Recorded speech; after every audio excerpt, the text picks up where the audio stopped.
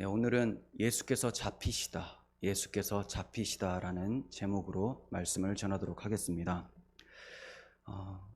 우리에게 절대적 진리 기준은 성경이죠. 왜 성경이 절대 불변의 진리이고 우리의 기준이 되는가? 하나님의 말씀이기 때문입니다. 세상에 유행하는 사상이나 사람들에게 인기 있는 가치들, 이런 것들이 절대로 진리가 될 수가 없고, 하나님께서 말씀하신 바가 곧 진리고 불변하는 진리입니다. 자, 그러한 내용들을 기록한 것이 성경이에요. 성경은 하나님의 말씀이기 때문에 하나님께서 기록을 하셨습니다. 성령 하나님께서 사람들을 통하여서 기록하게 하셨죠. 그러므로 사람들이 직접 쓰기는 했으나 그들의 마음 가운데 성령의 감동이 있었기 때문에 하나님의 말씀이다라고 하는 것입니다. 그렇다면 하나님의 감동으로 쓰여진 이 성경책이라면 인간이 타락한 본성으로 해석을 할 수 있느냐? 그럴 수가 없다는 거예요. 성령의 감동이 되어진 자들만 성령의 의도대로 성경을 받아들일 수가 있고 해석할 수가 있고 적용할 수가 있는 것입니다. 우리는 태어날 때부터 죄성을 가지고 태어나기 때문에, 타락한 아담의 후손들로 태어나기 때문에 성경을 보면 성령께서 의도하신 대로 해석을 하지 못합니다. 이 성경을 딱 보면 내가 이러이런 거를 해야 되겠구나, 이런 걸 하면 안 되겠구나, 이런 걸 하면 복을 받고 구원을 받고, 이런 것을 하지 않으면 저주를 받고 또 심판을 받고 구원에 이르지 못하는구나, 이런 식으로 해석하는 것이 자연스럽다는 거죠. 이런 식으로 자연스러운 타락한 본성으로 해석하게 되면 자유주의 신학에 빠지게 되는 것입니다. 하지만 성령의 조명하심을 받아서 성령의 감동으로 이 성경을 보게 되면 요한복음 5장 39절에서 주님께서 말씀하신 대로 성경이 곧 내게 대하여 증거하는 것이다. 성경, 거기서 주님께서 성경이라고 한 것은 구약 성경이에요. 구약 성경이 곧 내게, 바로 오실 그리스도에 대한 내용이었다, 그것을 알게 됩니다. 그러므로 성령의 충만함을 받은 신자들이 성경을 보게 되면 이 성경을 통해서 그리스도를 발견하게 되고, 그리스도께서 우리를 위하여서 행하신 일들을 발견하게 되고, 그 발견한 사람들의 반응이 뭐냐? 바로 예배라는 거예요. 예배. 그래서 예배를 목숨보다도 사랑하게 되는 사람들의 특징은 성경을 통하여 그리스도를 발견하게 되고, 그리스도가 나를 위하여 자기의 목숨을 아끼지 않고 내놓아 주셨다라는 그 사랑을 발견한 사람들이라는 거죠. 이 사람들은 자신들을 주님의 것이라고 얘기를 합니다. 주의 소유라고 합니다. 세상 사람들은 누구누구의 것이다 라고 하면 기분이 나빠집니다. 다 내 것이기를 원해요. 하지만 기독교인들은 내가 주님의 소유다라는 말씀을 너무나 기쁘게 받아들입니다. 왜냐하면 나를 위해서 그 예수님이 어떠한 희생을 치르셨는지를 잘 알기 때문에, 내가 주의 소유가 되었다는 것은 그만큼 주님이 나를 너무나 사랑한다는 것을 알고 있기 때문이라는 거죠. 그러므로 이것을 아는 자들은 마땅히 예배하게 되는 것이고, 성경을 통하여 성경을 연구하면 연구할수록 더욱 겸손하게 되고 하나님만 높이며 예배자의 자세로 살아가게 되는 거예요. 오늘 성경을 통해서도 우리는 우리가 무엇을 해야 되는가가 우선적인 것이 아니라 주님께서 우리를 위해서 무엇을 해주셨는가, 하나님의 뜻이 어떻게 진행되고 있었는가를 발견하게 될 거예요.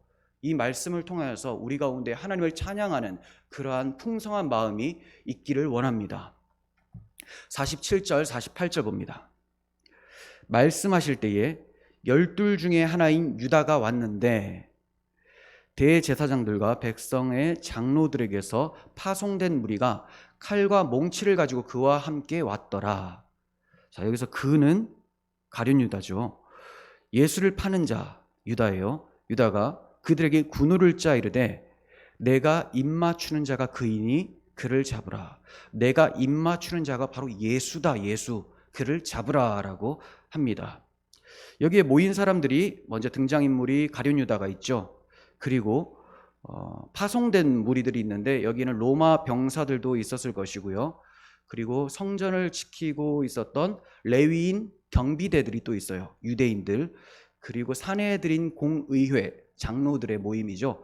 대제사장들, 이들의 개인 경호원들, 이렇게 모였습니다. 그래서 한 신학자들은 약 200명 정도가 모였을 것이다 라고 추정을 하고 있어요. 자, 이렇게 모여서 누구를 잡으려고 하느냐? 예수님을 잡으려고 해요. 말씀을 보시면 예수님이 말씀하실 때에 이렇게 시작을 하고 있습니다. 자, 이때는 언제냐면 예수님께서 감람산에 올라가셔서 겟세마네라고 하는 장소에서 3번을 기도를 하시죠. 기도를 하시고 제자들에게 인자가, 바로 예수님이에요, 인자가 죄인의 손에 팔리게 될 것이다 이렇게 말씀하시고 일어나서 함께 가자라고 하실 그때를 얘기를 합니다. 그러니까 인자가, 예수님이 죄인들의 손에 팔릴 것이다. 그래서 그 죄인이 지금 다가오고 있는 거예요. 가룟 유다와 예수님을 죽이려고 하는 많은 무리들이 다가오고 있는 것입니다. 그러니까 모든 것이 주님의 말씀대로 진행이 되어지는 거예요.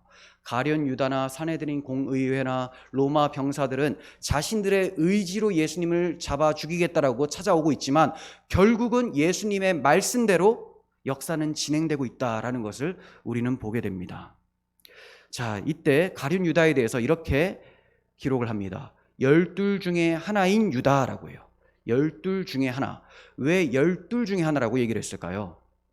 12는 12는 하나님의 백성을 상징하는 숫자죠. 12지파, 12사도, 하나님의 택하신 백성을 상징하는 숫자예요.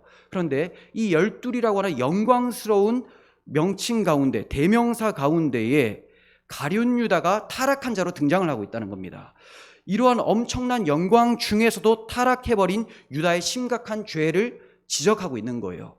우리는 이러한 표현을 통해서 그 영광스러운 에덴 동산에서 타락한 아담의 모습을 떠올리게 됩니다. 우리도 영광스러운 하나님의 자녀가 되었습니다. 그럼에도 불구하고 교회에 들어와서 예배를 한다고 말을 하는 자들 가운데서도 이 영광스러운 지위를 버리고 예수 그리스도를 대적하는 그런 유사 그리스도인이 있지 않은지, 내 마음에 그러한 악한 속성들이 막 자라나고 있지 않은지를 눈여겨볼 필요가 있다는 거예요. 자, 이 가룟 유다가 군호를 짜서 군대를 이제 지휘해요. 지휘를 하면서 그들에게 얘기를 합니다. 내가 입 맞추는 그 사람이 바로 예수다. 그를 잡으라. 이렇게 얘기를 해요. 입 맞추는 자. 유대인들에게 입을 맞춘다라는 것은 존경과 사랑의 표현인 인사법이에요. 그런데 제자가 먼저 스승에게 입 맞추는 경우는 드뭅니다. 왜냐하면 유대인들에게 있어서 선생과 제자는 평등하지가 않습니다. 아주 높고 낮음이 분명하다라는 거예요.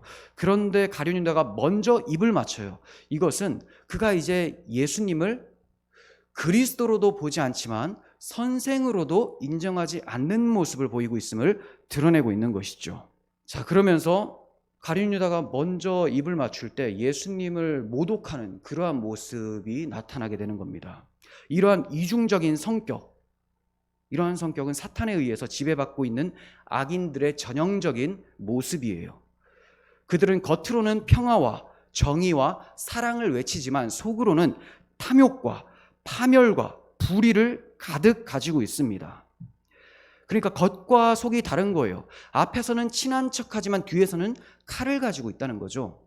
자, 이러한 모습을 우리는 개인 스스로를 돌아볼 필요가 있어요. 과연 나는 예수님을 찬양하는 입술 가운데 정말 마음도 그러한가? 나는 주님의 것이라고 말하지만 나의 것을 챙기는데 급급하지 않은가? 주의 피로 산 교회들, 주님의 제자들, 주님의 가족들을 대할 때에 웃으면서 말하지만 속으로는 그들을 증오하고 시기하는 그런 마음은 있지 않은지를 생각해 봐야 됩니다. 그게 있다면 철저하게 회개하고 다시 새로움으로 성령 충만을 입어서 그들을 사랑하는 마음으로 나아가야 되는 거예요. 자, 이렇게 우리가 개인적으로 적용을 시키면 또 외부적으로도 적용시킬 수가 있습니다. 자, 이렇게 사탄의 전형적인 모습을 보여주는 국가는 아니지만 국가인 형태를 띠고 있는 집단이 있죠. 북한이에요. 북한이 주로 하는 것이 화전양면술입니다. 앞에서는 친한 척, 뒤에서는 어떻게든 호시탐탐 노리고 있는 것이죠. 그래서 이들은 앞에서는 평화회담을 개최를 하지만 뒤에서는 연평도 포격이나 또 천안함 폭침이나 연평해전 이런 것들을 막 일으킵니다. 그것도 언제? 올림픽이나 월드컵, 사람들이 방심하고 있고 화친의 모습이 막 드러나고 있을 때 이런 식으로 공격을 한다는 거죠. 자, 이러한 사탄과 같은 그런 속성을 지니고 있는 집단이 북한인데, 이 북한 당국이 계속해서 주장하는 것이 연방제통일이죠. 연방제통일. 이 연방제통일은 원래 김일성이가 고려연방제라는 이름으로 교시를 했었던 거예요. 연방제통일은 결국 한 나라의 두 체제를 가지고 하다가 나중에 이제 뭐 통일로 나아가자 이런 건데, 북한은 선거를 하면 몰표입니다. 몰표. 모두 다 찬성 투표하자가 포스터예요. 자, 그리고 우리나라는 북한 추종자들이 많이 있죠. 그러니까 무조건 통일 대통령을 뽑으면 북한으로 가게 되는 겁니다. 이게 연방제 통일인데, 오늘날 이 정권에서 연방제 통일을 추구합니다. 평화를 얘기하고 민주주의를 외치고 가난한 사람, 연약한 사람을 돌보자고 하지만 그 속에는 공산주의 체제를 신봉하는 그런 마음이 가득한 아주 악마적인 모습들이 많이 드러나 있다는 거죠. 그래서 우리가 이런 것들을 잘 분별할 수 있어야 돼요. 먼저는 우리 마음 가운데 이러한 모습이 있지 않은지를 보고 교회 자체적으로 덕을 세우는데 초점을 둬야 되는 것이고, 또 외부적으로 이렇게 사탄의 모습을 하고 찾아오는, 광명의 천사로 둔갑해서 찾아오는 이러한 세력들을 잘 분별하고 대적할 수 있어야 된다는 겁니다. 이러한 모습은 교회 밖에 있는 사람보다 교회 안에 있다가 배도한 사람들에게 더욱더 드러나는 특징이 있습니다. 그들은 더욱 재물에 눈이 멀어 있고 더욱 세상 힘에 의지하면서 살아갑니다. 처음에는 예수님이 다다라고 외치지만 그들이 배교하고 나면 더 돈의 노예가 되어 있고 더 세상 권력에 유착이 되어 있는 거예요. 유다는 검과 몽치로 하나님 나라를 훼손하려고 했었던 자였습니다. 군호를 짜서 주님을 박해하는데 진두지휘를 했었던 사람입니다. 그전에는 예수님의 제자라고 칭함을 받았지만 배도하고 나서는 세상의 그 누구보다도 주님을 대적하는 자가 되었던 거예요. 철로역정에 보면 변덕쟁이라는 사람이 나오죠. 처음에는 크리스찬과 함께 순례길을 떠났지만 어려움이 닥치자 배도하게 되고 그 길을 떠나버리고 결국은 크리스찬을 비난하는데 더욱더 담대하게 외치는 사람으로 전락하게 되어버립니다. 그렇게 배도한 사람들이 주변에 널려 있습니다. 교회를 개혁한다라는 이름으로 교회를 박해하는 세력들 잘 알고 있죠. 이런 사람들을 경계해야 되고, 나 또한 주님 앞에 철저하게 겸손함으로 복음으로 무장하지 않으면 그러한 모습으로 전락할 수 있다는 것을 경각심을 가지고 살아가야 된다는 거예요. 여러분, 이러한 사람들이 끊임없이 그리스도를 대적하고 그의 몸된 교회를 대적하지만 그들의 종국은 파멸입니다. 다음 장에 보면 예수님을 죽이려고 시도했었던 이 가룟 유다의 멸망이 나옵니다. 그는 스스로 목매어 죽었다라고 27장 5절에 기록을 하고 있어요. 스스로 목매어 죽게 됩니다. 자멸하게 되는 거예요. 악의 세력들은 그리스도를 대적하고 그리스도의 몸된 교회를 박해하려 하지만 또 그리스도 교회 안에 기생하고 있는 유사 그리스도인들, 가짜들도 어떻게든 교회의 덕을 해치려고 노력하지만 그들은 자멸하게 됩니다. 하나님의 때에 하나님께서 그들이 행한 대로 보응하실 거라는 거죠. 나 여호와는 심장을 살피며 폐부를 시험하고 각각 그의 행위와 그 행실대로 보응하는 하나님이다라고 말씀하십니다. 여러분, 우리가 우리의 혈기로 그들과 맞서려 하기보다는 하나님의 주권을 신뢰하며 늘 깨어서 복음으로 대적하고 하나님의 때에 그들이 심판받을 것을 기다리면 되는 것입니다. 45절에서 50절, 곧 예수께 나와 랍비여 안녕하시옵니까 하고 입을 맞추니, 아주 징그럽죠. 예수께서 이르시되 친구여 무엇하려고 왔는지 행하라 하신대, 이에 그들이 나와 예수께 손을 대어 잡는지라. 입을 맞추고 나서 잡아버리죠. 체포를 해버립니다. 가룟 유다가 주님을 랍비어라고 불렀어요. 그마저도 거짓된 호칭이죠. 그리스도라고 외치고 주님이라고 외쳐야 될 제자가 랍비어라고 외치는데 그마저도 거짓말입니다. 마태복음에서 제자들이 랍비어라고 말하는 것이 2번이 나오는데 둘 다 가룟 유다가 사용합니다. 나머지는 다 주님, 그리스도 이렇게 인식하면서 부르게 됩니다. 자, 그런데 주님께서는 이러한 배신자를 어떻게 부르고 계십니까? 친구여 이렇게 부르고 계신다는 거예요. 여기서 친구라고 사용되어 있는 헬라어 헤타이로스는 친구라는 다른 단어 필로스하고는 조금 느낌이 달라요. 필로스는 친근감을 유지하며 마음을 서로 통용할 수 있는 아주 가까운 친구를 얘기를 하는 거예요, 필로스. 그런데 헤타이로스는 그냥 직장 동료적인 관계, 알고 지내는 사람을 친구여라고 합니다. 하지만 주님께서 이 배신자에게 이 악마의 자식아, 이 배신자야라고 하지 않고 친구여라고 하신 것은 그를 향해서 정중한 예의를 보여주고 계시는 것이죠. 주님은 품위를 잃지 않고 계십니다. 이러한 모습을 통해서 우리는 원수를 대할 때 우리의 잘못된 모습이 보이지 않는지 돌아봐야 되는 거예요. 기독교인들이 너무 혈기에 사로잡혀서 원수를 대합니다. 그 원수도 주님의 원수기 때문에 분이 나는 것은 당연한 일이지만, 주님의 원수라는 것을 말로는 하지만 사실 자기를 괴롭히기 때문에 화가 나서 험한 말을 하는 사람들이 많다는 거예요. 여러분, 이거는 동기도 불손하고요, 그 입 밖으로 내는 말도 더러운 말이 됩니다. 동기도 자기 혈기, 자기를 위해서 그렇게 화를 내는 것이고, 입으로 저렴한 저속어, 비속어를 섞는 것도 하나님이 원치 않는 표현인 것이죠. 우리 이런 데 너무 많이 노출되어 있습니다.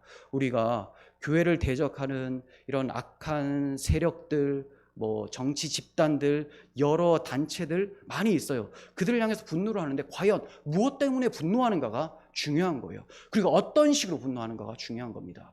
주님의 이름 때문이냐, 만군의 여호와 하나님, 우리를 위해 십자가를 지신 그 예수님, 나의 주님을 욕하는 것 때문에 불이 난 거냐, 아니면 내가 당하는 그 괴로움이 싫어서 욕을 하는 거냐, 돌아봐야 돼요. 만약에 주님의 이름을 위함이라면 우리가 입술도 아주 신중하게 열어야 됩니다. 주님의 이름이 나의 입술에 달려있다는 거예요. 자신을 스스로 돌아봐야 되죠. 사사로운 분노는 주께서 원하시는 모습이 아니라 도리어 주 앞에 잘못 행하고 있는 것이 됩니다. 51절 53절까지 봅니다. 예수와 함께 있던 자 중에 하나가 손을 펴 칼을 빼어 대제사장의 종을 쳐 그 귀를 떨어뜨리니, 여기서 함께 있는 자는 베드로예요. 요한복음엔 베드로라고 나오고요, 대제사장의 종으로서 칼에 맞아 귀가 잘린 사람은 말고라는 사람이에요. 그러니까 베드로가 말고의 귀를 쳐서 떨어뜨렸습니다. 이에 예수께서 이르시되 내 칼을 도로 칼집에 꽂으라. 칼을 가지는 자는 다 칼로 망하느니라. 너는 내가 내 아버지께 구하여 지금 12군단 더 되는 천사를 보내시기에 할 수 없는 줄 아느냐, 이렇게 말씀하세요. 함께 있던 자 중에 하나가 칼을 빼었어요. 주님으로부터 여러 번에 걸쳐서 네가 나를 배신할 거야 라고 들었던 이 베드로의 마음에서는, 야, 이제야 내가 주님에 대한 충성을 입증할 때가 다가왔다라고 생각하고 그렇게 칼을 뽑았을 거라고 생각이 됩니다. 그러니까 정말로 내가 목숨 걸고 주님과 싸워서 내가 배신자가 아니라는 것을 보여주겠다, 난 저 가룟 유다와는 다르다, 이런 혈기로, 물론 충성심이 있어요. 하지만 그 충성심이 주님의 성령으로부터 오는 충성심이 아니라 자기 혈기로부터 온다는 거죠. 자, 이런 혈기로부터 오는 결단이나 다짐들이 어떻게 됩니까? 다 무너지게 되는 거예요. 오늘 본문 끝에 보면 제자들이 다 도망가 버립니다. 아무것도 아니라는 겁니다. 그리고 이러한 방법, 대항하는 방법도 주께서 원하셨던 방법이 아니었던 거예요. 자, 이렇게 칼을 휘둘렀습니다. 그런데 베드로가 칼을 휘두른 것은 그의 혈기 때문이기도 하지만, 거시적으로 보면 결국은 성경 말씀대로 성취되게 하기 위해서 이러한 일들이 벌어지고 있는 거예요.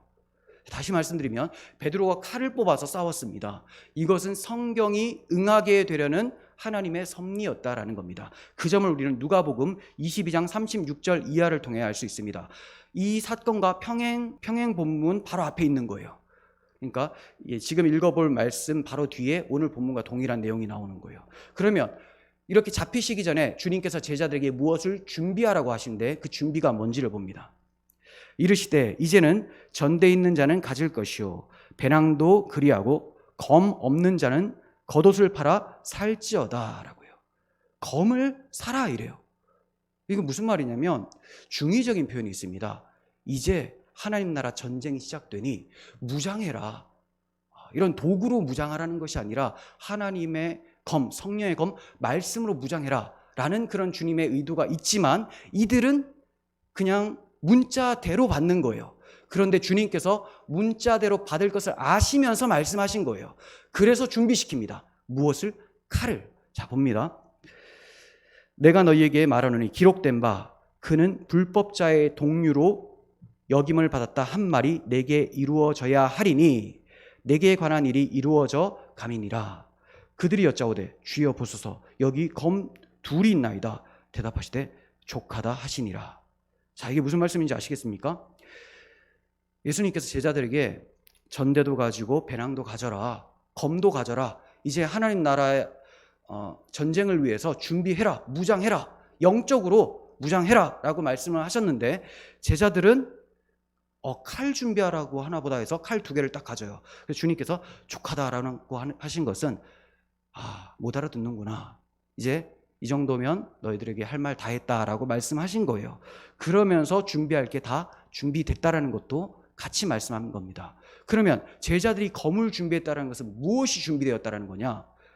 검을 가지고 탁 있었기 때문에 이 무리들의 입장에서 보면 야, 저거 범죄자들이다, 폭도들이다, 불법자들과 동류로 범죄자들과 똑같이 취급하도록 하신 하나님의 말씀이 응하도록 검을 가지라고 하셨던 거예요. 이해가 되시죠? 갑작스럽게 검을 말씀하신 것이 아니라 내가 분명히 영적 무장을 얘기를 하면 쟤네들은 칼을 준비할 거야. 하지만 이 칼을 준비함으로써 불법자의 동류로 여김을 받았다 한 말이 내게 이루어져야 하리니 내게 관한 일이 이루어져 갑니다. 이제 하나씩 하나씩 다 하나님 말씀대로 이루어져 간다. 내가 범죄자 취급받아서 강도처럼 되어서 십자가에 달릴 것이 이루어져 가고 있다라고 말씀하신 거예요. 자, 그러면 베드로가 혈기로 칼을 뽑아 내려쳤지만 결국은 하나님의 예언대로 말씀대로 칼이 준비되었고 사람들은 저놈들이 강도 집단이구나 하면서 포박을 하게 되는 것이라는 거죠. 결국 예수님의 고난과 십자가는 이러한 하나님의 말씀을 완성하는 자리다라는 것을 우리는 알게 되는 거예요.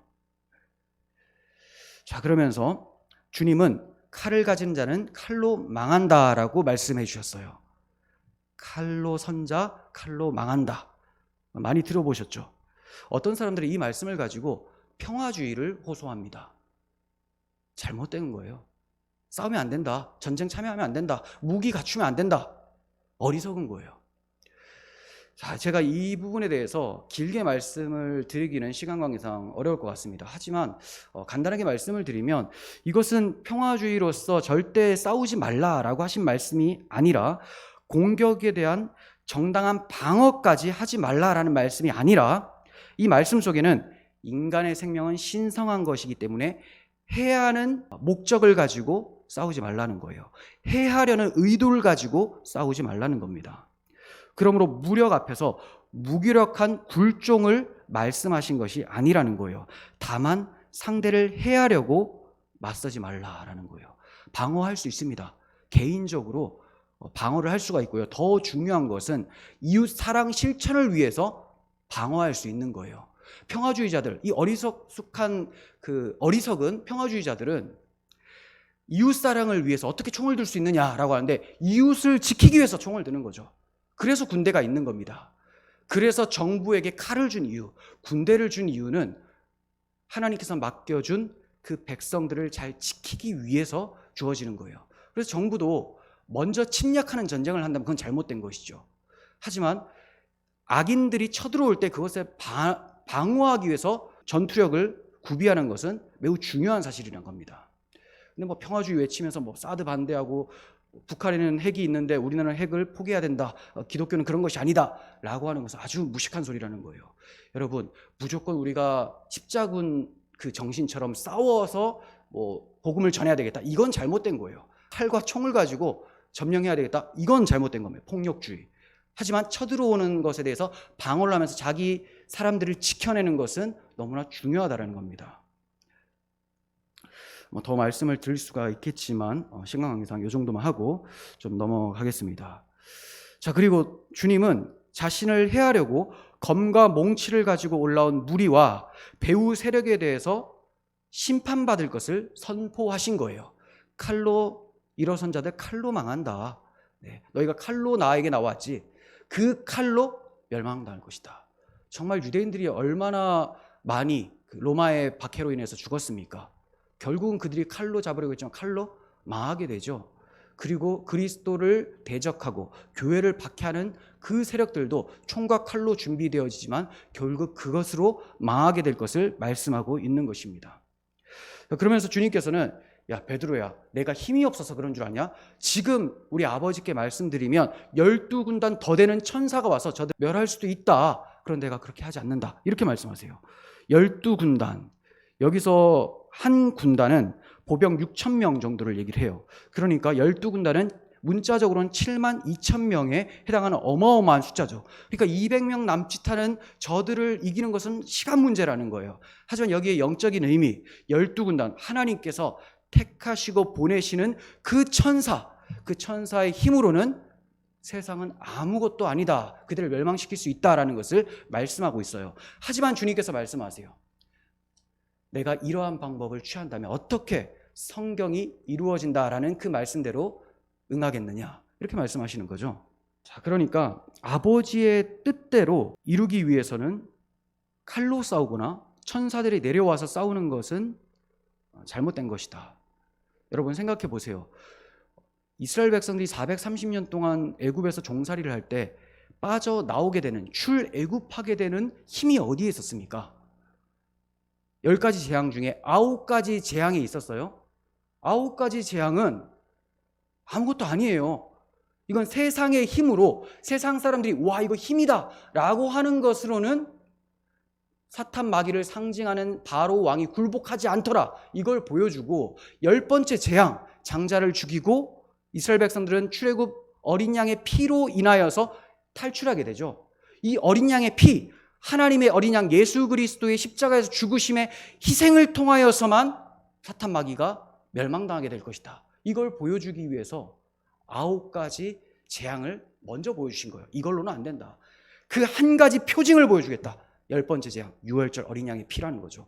그래서 예수님께서 천사들이 싸우는 거나 베드로 네가 칼로 싸우는 거, 이런 것은 하나님의 뜻을 이룰 수가 없다. 내가 십자가에서 죽어서 어린 양의 피를 흘림으로 진정한 유월절이 발생하게 되어 너희들이 사탄 마귀로부터 구출되어 영원한 하나님 나라의 백성으로 살게 될 것이다. 이것을 말씀하셨던 거예요. 그래서 예수님의 힘이 없어서 잡히신 것이 아니라 자발적으로 하나님의 뜻대로 잡혀주셨던 것입니다. 여러분, 교회가 힘이 없어서 싸우지 않는 게 아니죠. 교인들 숫자 많습니다. 하지만 무력으로 싸우지 않는 것은 그것이 주님의 뜻이 아니기 때문이죠. 말씀으로 싸우는 사람들이에요. 그래서 그리스도인의 싸움이 무엇인가를 잠깐 말씀드리려고 합니다. 칼을 칼집에 꽂으라 라고 하신 말씀을 보면 하나님 나라는 세상 힘으로 세워지는 나라가 아니라는 것을 가르쳐주고 계신 거죠. 주님의 희생적 사랑으로 세워지는 나라가 바로 하나님의 나라다. 그러므로 그리스도인들은 어떻게 싸워야 됩니까?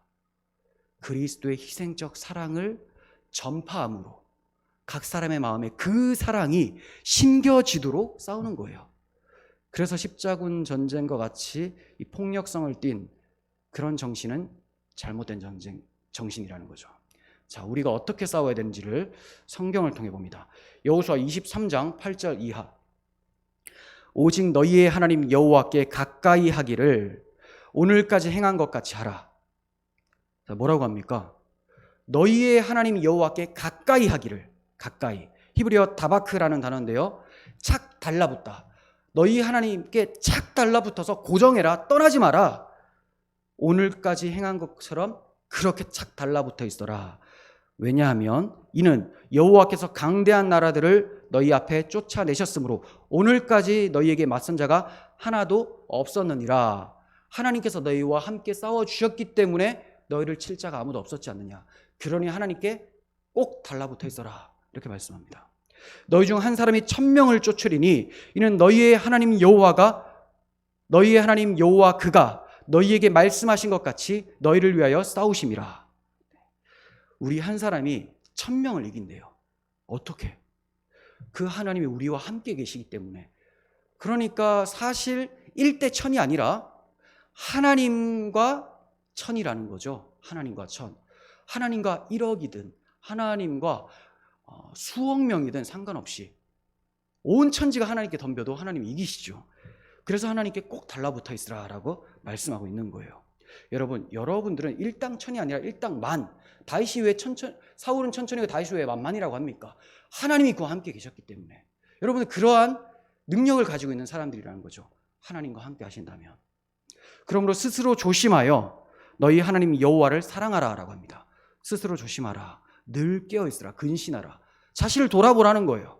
내가 하나님으로부터 마음이 멀어져 있는지, 나의 초점이 하나님이 아닌 세상으로 빠져 있지 않은지 돌아보고 다시 하나님께로 나오라.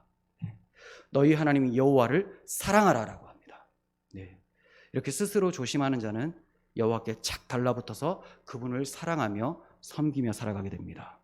여러분, 옛사람을 금하는 것도 중요하지만, 죄를 안 지으려고 하는 것도 중요하지만, 새 사람을 입는 것이 더 중요해요. 하나님의 뜻대로 살고자 하는 것이 더 중요합니다. 다시요, 죄를 안 짓는 것도 중요하지만 초점을 거기다 맞추지 마시고 하나님의 사랑을 알고 그 사랑을 쫓아 살아가기를 힘쓰는 것이 더 중요해요. 그러면 죄로부터 멀어지게 됩니다. 그러면 마귀의 공격이나 유혹으로부터 벗어나고 승리할 수 있게 된다는 거예요. 그러므로 의와 진리와 거룩함으로 새 사람을 입으시는 여러분들이 되었으면 좋겠습니다. 그렇게 무장되십시오. 에베소서 6장 11절에서 19절까지 천천히 봅니다. 마귀의 간계를 능히 대적하기 위하여 하나님의 전신갑주를 입으라. 네, 우리가 어떻게 싸워야 될지를 말씀합니다. 우리의 씨름은 혈과 육을 상대하는 것이 아니요 통치자들과 권세들과, 자, 이 통치자들은 지금 정부 이런 걸 얘기를 하는 건 아니에요. 자, 공중의 권세 잡은 자, 통치하는 마귀 세력, 이걸 얘기해요. 이는 악한 이 어둠 세상 주관자들과 하늘에 있는 악한 영들을 상대함이라. 그러니까 우리의 싸움의 대상이 누굽니까? 마귀라는 거예요. 악한 영들이라는 거죠. 그러니까 영들에게 총칼로 싸울 수는 없지 않습니까? 그러니까 영적인 무기로 싸워야 된다는 거예요. 13절, 그러므로 하나님의 전신갑주를 입으라. 이는 악한 날에 너희가 능히 대적하고 모든 일을 행한 후에 서기 위함이라. 자, 이렇게 영적 전쟁을 하지만 결과는 싸워 승리하고 선다라고 말씀하고 있죠. 걱정하지 마라. 너희가 하나님의 전신갑주만 잘 입고 있으면 그 싸움에서 승리하여 하나님 앞에 설 수 있게 된다. 승리는 우리의 겁니다. 14절, 그런즉 서서 진리로 너희 허리띠를 띠고 의의 호심경을 붙이고 평안의 복음이 준비한 것으로 신을 신고 모든 것 위에 믿음의 방패를 가지고 이로써 능히 악한 자의 모든 불화살을 소멸하고 구원의 투구와 성령의 검 곧 하나님의 말씀을 가지라.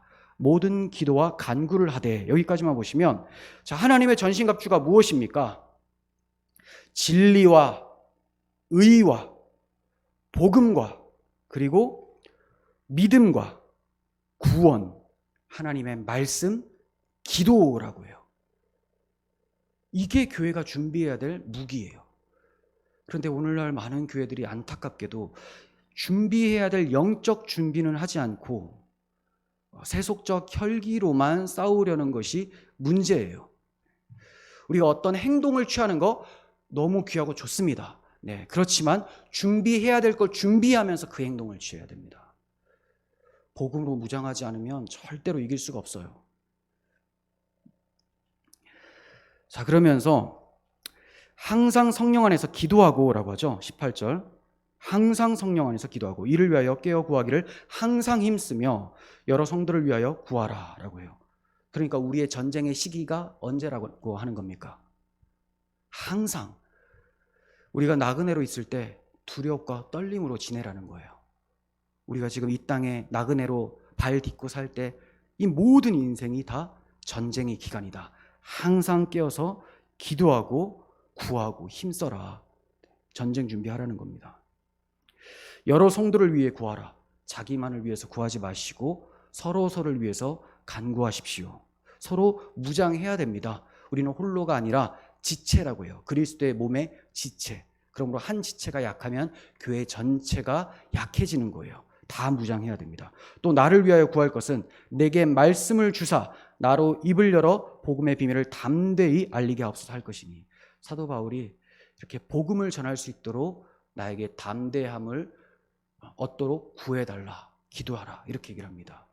여러분들도 설교자가 복음을 담대하게 전할 수 있도록 기도해 주시고 서로를 위해서 기도하고 복음으로 무장할 때 이때 영적 싸움에서 승리하게 돼요.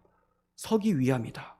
능히 대적하고 모든 일을 행한 후에 서기 위해서 이러한 하나님의 전신갑주가 필요한 것입니다. 마태복음 6장 33절에서 주님은 말씀하십니다. 그런즉 너희는 먼저 그의 나라와 그의 의를 구하라. 그리하면 이 모든 것을 너희에게 더하시리라. 먼저 그의 나라와 그의 의를 구하라. 하나님의 나라와 하나님의 의가 가장 가치 있다라는 것을 말을 하고 있죠. 가장 가치 있다. 그리고 가장 우선순위도 하나님의 의라는 거예요. 하나님의 나라가, 하나님의 통치가 이 땅 가운데 오기를 원합니다. 이거 구하라는 거예요. 그리고 이 땅에 어떤 법이 그렇게 되기 전에 먼저 내가 하나님의 의를 힘입어서 통치함을 받도록 그렇게 구하는 거예요. 이러한 사람들이 많아지면 의로운 법들이 생겨나게 되겠죠. 정말 하나님의 말씀에 따른 기독교 정신에 입각한 법들이 생겨나게 되는 거예요. 그러니까 하나님 나라의 모습으로 점점 나아가게 되려면 무엇을 해야 되느냐? 복음을 전해서 그리스도의 의가 그들 가운데 심겨지게 하고 성령께서 그들을 통치하게 하면 이런 통치함을 받는 사람들이 많아지게 되면 그리스도의 계절이 오게 되는 것이죠. 근데 무슨 사회주의 제도를 마련하고 이런 퍼주기식 복지 정책으로 평화가 오고 평등이 온다? 거짓말이에요. 거짓말. 다 거짓말입니다. 아주 악한 바벨탑을 쌓고 있는 것입니다. 그런데 속아서는 안 되는 거예요. 자유민주주의가 평화를 오게 한다. 이것도 아니에요. 복음이 오게 하는 거예요. 복음이. 자유민주주의 체제는 종교를 인정하기 때문에 복음을 전할 수 있는 환경이라서 찬성을 하는 것이지 이것도 세속의 방편입니다. 결국은 복음 선포입니다. 복음으로 무장할 때 주의 나라가 오게 되는 거예요. 먼저 그의 나라와 그의 의를 구하라. 그리하면 우리의 필요한 거 주께서 알아서 채워주시는 거예요. 계시록 12장 11절. 또 우리 형제들이 어린 양의 피와 자기들이 증언하는 말씀으로써 그를 이겼으니 그들은 죽기까지 자기들의 생명을 아끼지 아니하였도다. 네, 이렇게 순교자들이 싸우는데 생명을 아끼지 않으면서 싸우는데 무엇으로 싸우냐? 먼저는 어린 양의 피, 두 번째는 하나님의 말씀으로. 그런데 이걸 자세히 보니까 조금 달라요. 어린 양의 피로 싸운다는 것은 나를 준비하는 겁니다. 나를. 그러니까 내가 싸울 수 있는 동기를 얻는 거예요. 주님이 나를 위해 피 흘리신 것을 생각하면서 나도 주를 위해 피 흘리겠다라는 그 동기를 얻는 것이고요. 주님의 피 때문에 내가 의롭다 칭함을 받았다. 하나님 앞에 하나님의 백성으로 설 수 있게 되었다. 이러한 그 자신의 정체성이 확고하게 서고 이제 나가서 싸울 때 뭘로 싸우냐? 말씀으로 싸운다는 거죠. 복음. 그 말씀의 내용도 어린 양의 피를 증거하는 것이죠. 자, 이렇게 무장해서 싸워야 된다. 싸울 때는 죽기까지 자기들의 생명을 아끼지 아니하였다. 이게 교회가 준비해야 될 자세입니다. 계시록 17장 14절. 그들이 어린 양과 더불어 싸우려니와 이 대적자들이 감히 피조물 주제에 창조주 예수 그리스도와 싸운다고 해요. 그런데 그분이 어떤 분이냐? 어린 양은 세상 사람들이 볼 때는 어린 양처럼 보여요. 세상에서 죽임당하는 것처럼 보여져요. 하지만 어린 양은 만주의 주시오 만왕의 왕이심으로 그들을 이기실 터요. 또 그와 함께 있는 자들 곧 부르심을 받고 택하심을 받은 진실한 자들도 이기리로다.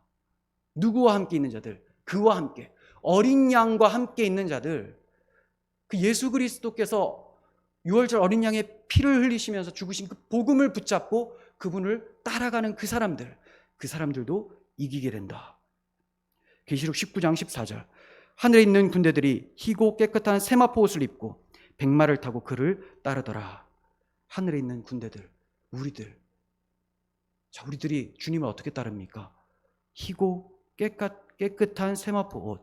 먼저 그리스도의 피로 우리의 죄를 씻겨내고 그 의로움으로 정결한 삶을 살아가는 우리의 성결의 모습으로 싸우는 거죠.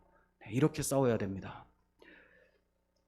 그러니까 교회가 스스로도 돌아보지 못하고 교회 자체적으로도 자정작용을 할 수가 없다면 세상으로부터 비난을 받고 아무 힘을 얻을 수가 없게 되는 것이죠. 그러다 보니까 교회가 스스로 자정작용을 못하다 보니까 이 가룟 유다와 같은 사람들이 교회 개혁이라는 이름으로 교회를 허물어뜨리는데 힘을 쓰고 있는데 여기에 속수무책으로 당하게 되는 거예요. 그래서 교회는 윤리적으로도 탁월해야 됩니다. 근데 그 윤리가 탁월하려면 내가 어떠한 자였는데 구원받았는지 이 복음을 묵상치 않으면 절대로 불가능한 거예요. 54절에서 56절까지 내가 만일 그렇게 하면, 자, 이 말은 주님께서 천사를 보내서 저들을 다 멸하게 된다면 이런 일이 있으리라 한 성경이, 주님이 체포되고 주님이 십자가에 못 박히는 이러한 성경이 어떻게 이루어지겠느냐 하시더라. 그때 예수께서 무리들에게 말씀하시되 너희가 강도를 잡는 것 같이 칼과 몽치를 가지고 나를 잡으러 왔냐. 칼은 로마 병사들이 잡았을 것이고요, 몽치는 유대인들의 무기인데 레위인 경비대들 그리고 사내들인 공의의 경호원들이 잡았을 거예요. 자, 이들이 강도를 잡듯이 주님께로 나왔습니다. 주님이 계속 말씀하세요. 내가 날마다 성전에 앉아 가르쳤을 때 너희가 나를 잡지 아니하였도다. 그때 잡았으면 더 수월했을 텐데 왜 이 밤에 이 야단이냐라고 말씀하고 있는 거죠. 그러나 이렇게 된 것은, 너희가 이렇게 야단을 피우는 이유도 다 선지자의 글을 이루려 함이니라 하시더라. 이에 제자들이 다 예수를 버리고 도망하니라. 모든 것은 하나님의 뜻에 따라 진행돼야 된다라는 주님의 의지가 분명하게 보입니다. 주님이 당하시는 배반과 체포, 고난과 죽음은 결코 불행한 사건이 아닙니다. 하나님의 구원 계획의 일부라는 거예요. 주님은 이 하나님의 경륜에 모든 관심과 의지를 집중시키고 계셨던 거예요. 주님의 초점은 그거예요. 아버지의 뜻이 이렇게 이루어지고 있구나. 나를 통하여 이루어지고 있구나. 그러면 내가 이것을 해야 되겠다. 이게 주님의 관심사입니다. 아버지의 뜻, 주님의 뜻. 주님은 자신이 성취자이기 때문에 반드시 그 뜻을 이루어내십니다. 우리는 주님을 신뢰하고 성경대로 이루어질 것을 기다리며 살아가면 되는 거예요.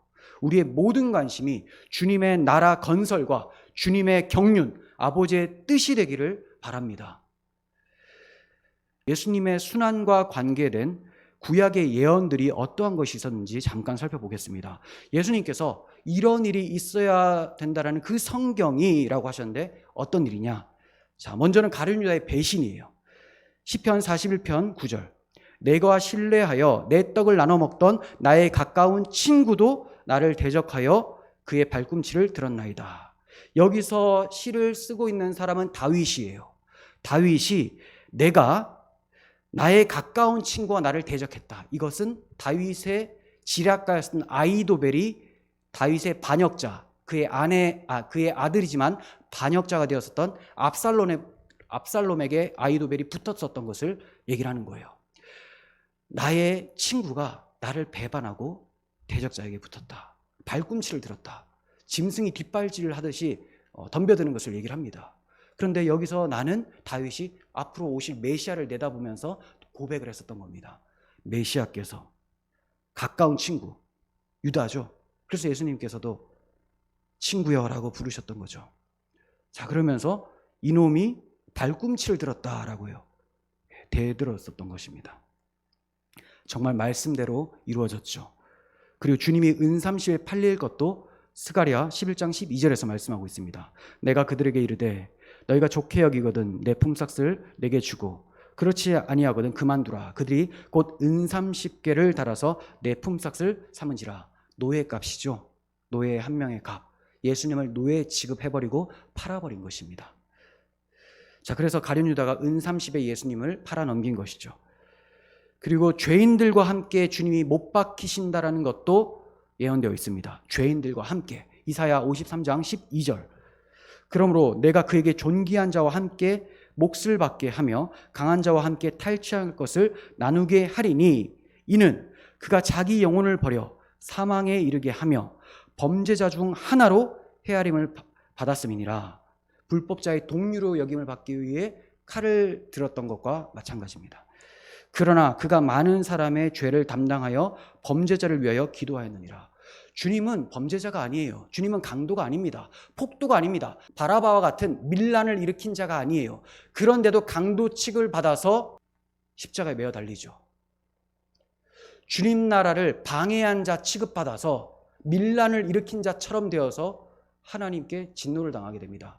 사실 주님 나라를 반대하며 밀란을 일으킨 자들은 우리 인간들입니다. 근데 주님께서 그러한 강도의 누명을 쓰시고 대신 십자가에서 죽으심으로 우리를 구원하셨던 것입니다. 자, 이 말씀이 십자가에서 응하게 되는 것이죠.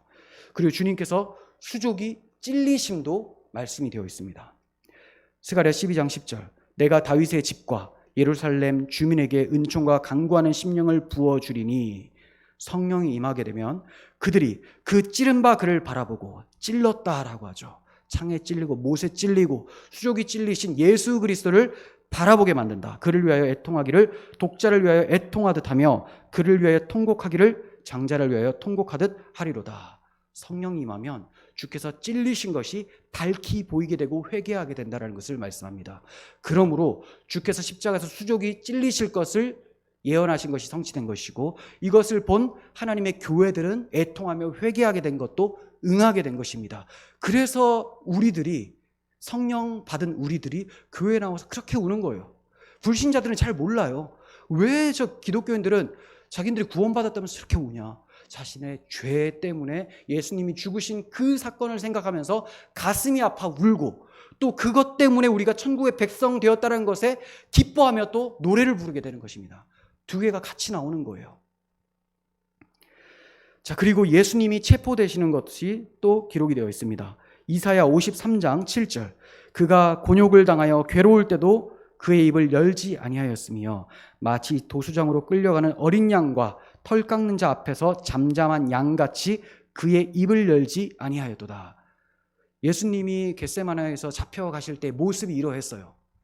지금 칼과 몽치를 가지고 나왔죠. 주님이 저항하지 않습니다. 베드로는 맞서 싸우려고 했지만 칼집에 꽂아 넣어라 하면서 도살장에 끌려가는 어린 양과 같이 그렇게 끌려가게 되었던 것입니다. 다 주님께서 하나님의 말씀을 이루고 계심을 보게 됩니다. 주님께서 십자가에서 내가 목마르다 하신 것도 결국 다 이루었다 하시기 위해서, 아버지의 뜻을 이루시기 위해서 그렇게 하셨던 거예요. 주님의 초점은 아버지의 뜻이었습니다.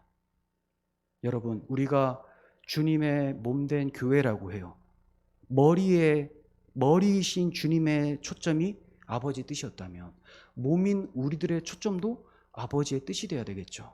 그래서 여러분들이 무엇을 하든지 먹든지 마시든지 무엇을 하든지 다 하나님의 영광을 위해서 주의 이름과 주의 뜻이 되기를 바라는 마음으로 하시면 되는 것입니다. 설교자는 무엇을 전해야 되겠습니까?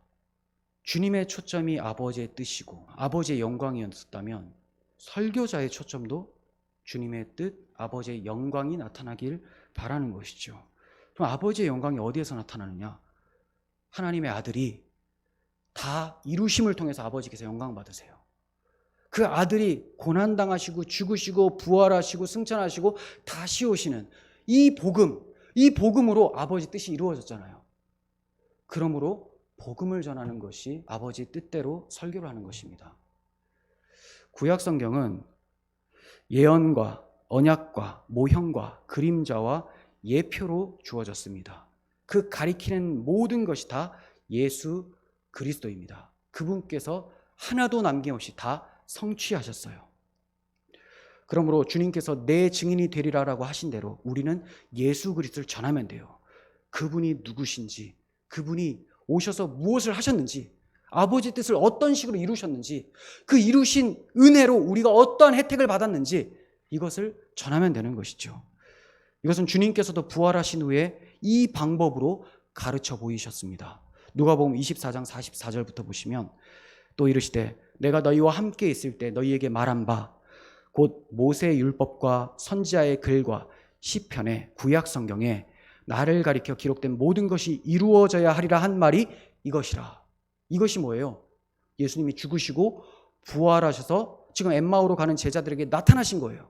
자, 이것, 내가 죽고 부활하고 이것이 바로 구약 성경에 기록되어 있다. 이걸 전하면 된다라는 겁니다. 45절, 이에 그들의 마음을 열어 성경을 깨닫게 하시고 또 이르시되 이와 같이 그리스도가 고난을 받고 제3일에 죽은 자 가운데서 살아날 것과 또 그의 이름으로 죄 사함을 받게 하는 회개가 예루살렘에서 시작하여 모든 족속에게 전파될 것이 기록되었으니 너희는 이 모든 일의 증인이라, 이렇게 말씀하셨어요. 자, 이렇게 말씀을 풀어줄 때 그들의 마음이 뜨거웠다라고 서로 얘기를 하게 됩니다. 뜨거웠다. 여러분, 성도들이 뜨겁지 않아요. 성도들의 마음이 강팍합니까? 그것은 하나님의 사랑, 이 복음이 증거되지 않아서일 수 있습니다. 여러분, 설교자들은 주님의 고난과 부활과 이로부터 오는 죄사함의 은혜, 이걸 전하면 교회는 든든하게 서가게 되는 거예요. 바울도 그래서 이 복음을 외쳤어요. 구약 성경을 통해서 그리스도를 증거했습니다.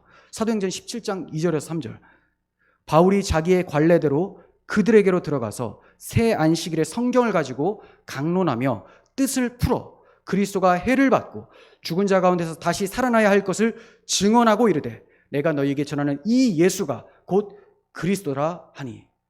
바울은 안식일마다 들어가서 예수가 그리스도다, 구약 성경에 예언된 그 예수가 그리스도고 그분이 우리를 위해서 십자가를 지셨다, 부활하셨다, 다시 살아나셨다, 우리가 승리했다, 그분 다시 오신다, 이거 전했어요.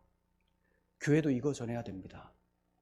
구약 성경 보면서 이렇게 우리에게 도덕적으로 살라고 하신다, 이거 전하는 게 아니라는 거예요. 네, 그러한 교훈도 받을 수 있어요. 하지만 스님들도 구약 성경 보면 그 정도는 한다는 거죠.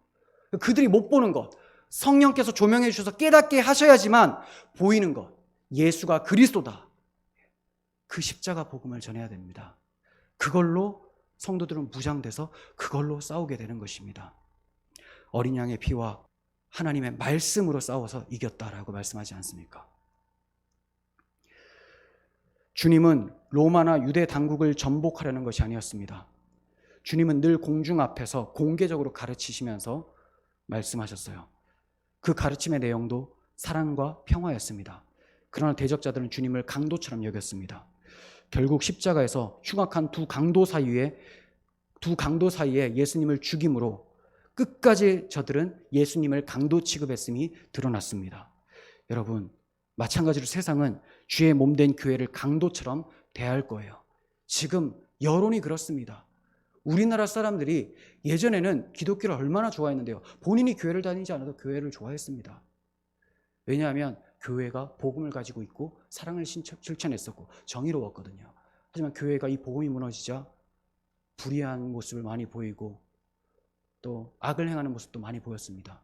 더군다나 이 교회를 미워하는 세력들이 교회를 악의적으로 회방하고 또 음모를 꾸미고 이것에 선동되어서 많은 사람들이 교회를 지금 미워하고 있습니다. 강도처럼 여기죠. 예배를 드렸는데 살인자들이라고 했죠. 살인자들. 예배하면 범죄자입니까? 그렇다면 범죄자가 되시면 됩니다. 여러분, 예배자는 결코 범죄자가 아닙니다. 세상은 우리를 강도라고 볼 거예요. 하지만 하나님은 우리를 예배자, 하나님의 자녀라고 보실 것입니다.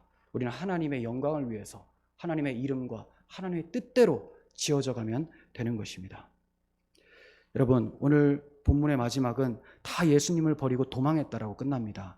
이것은 주님께서 예언하신 대로 이루어졌다는 것이고 주와 함께 죽을지언정 주님 곁을 떠나지 않겠다는 모든 제자들이 다 도망갔다라는 것, 인간의 혈기로 인한 결단과 다짐은 무용지물이라는 것.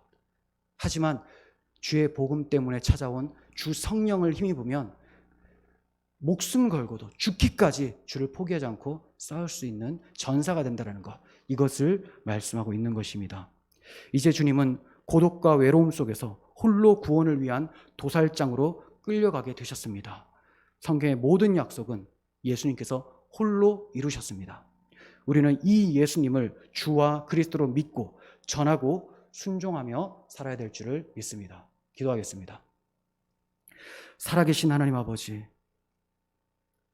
세상의 많은 사람들은 보이지 않는 하나님을 보이지 않는다고 해서 없다고 하며 조롱하며 비난합니다. 그러나 시편 14편에서 말씀하신 것처럼 하나님이 없다는 사람들은 어리석은 자들이라고 합니다.